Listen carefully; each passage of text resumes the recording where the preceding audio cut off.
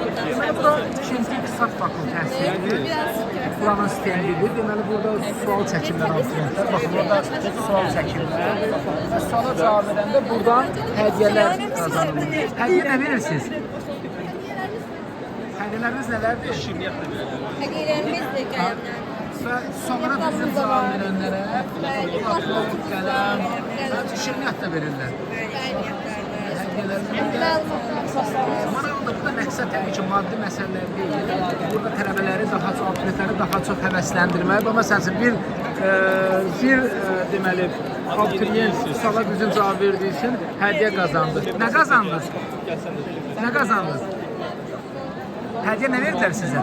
Aha, şirniyyat, platform, qələm və əlavə broşurlar. Siz nə qazandınız?